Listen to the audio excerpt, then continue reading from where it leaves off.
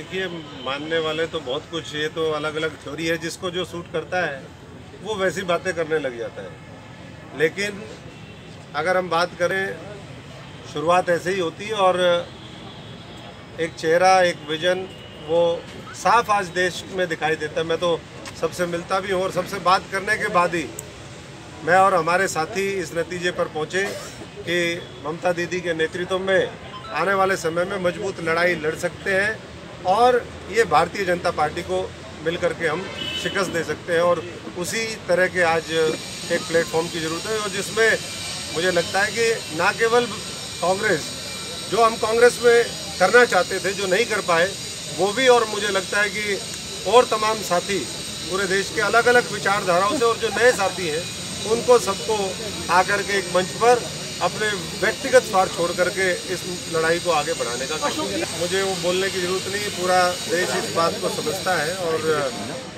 मैं तो इतना ही कहूँगा कि आगे की जिस तरह की लड़ाई है उसमें हमें ममता दीदी जो है वो एक बेहतर विकल्प हम उनको देखते हैं और देश में भी देखते हैं। और अभी बांग्लादेश की लड़ाई के बारे में कहा गया, मैं फौजी का बेटा हूँ, किसान मजदूर का बेटा हूँ, और हमारे फादर ने बांग्लादेश वॉर वो लड़ा और बड़ी मुश्किल से उस समय उनके ऊपर बम भी आके गिरा, पूरी कमर की जो है स्किन वो चली गई थी।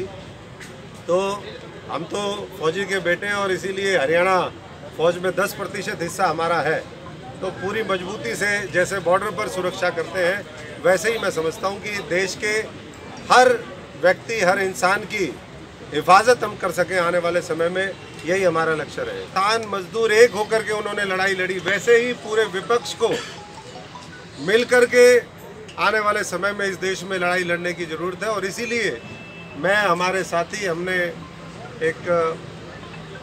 एक साल पहले करीबन अपना भारत मोर्चा का गठन किया, जो एक न्यूट्रल प्लेटफॉर्म था, जिसमें हमने पूरे देश के छोटे छोटे दलों से बात करी, पूरे देश के जो सोशल ऑर्गेनाइजेशन है उनसे बात करी, जो कम्युनिटी बेस्ड ऑर्गेनाइजेशन है उनसे बात करी, और अंत में इसी नतीजे पर पहुंचे 2 साल के कांग्रेस छोड़ने के बाद कि हमें कुछ करना चाहिए। क्योंकि अगर हम व्यक्तिगत अहम पाल करके और व्यक्तिगत स्वार्थ को देखते रहेंगे तो कभी, मुझे लगता है कि ये देश जिस तरीके से आगे बढ़ सकता है, जो संभावनाएं इस देश के अंदर है महाशक्ति बनने की, वो नहीं बन पाएगा। इसलिए देश के 135-40 करोड़ लोगों की जो भावनाएं हैं उसको हमें सबको एक साथ मिल करके आगे बढ़ना है।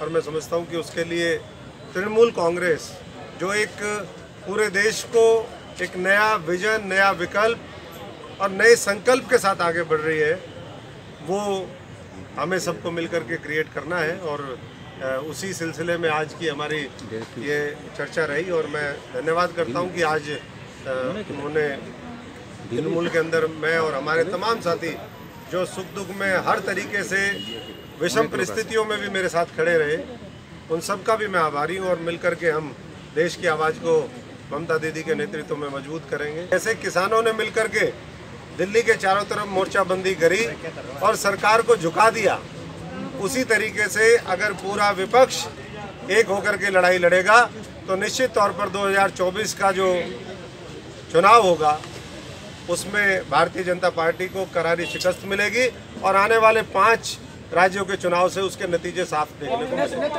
नेतृत्व किसका होना चाहिए? नेतृत्व ममता का? देखिए, नेतृत्व हम तो ममता जी के साथ हैं। राहुल जी आपके दोस्त पुराने वाले।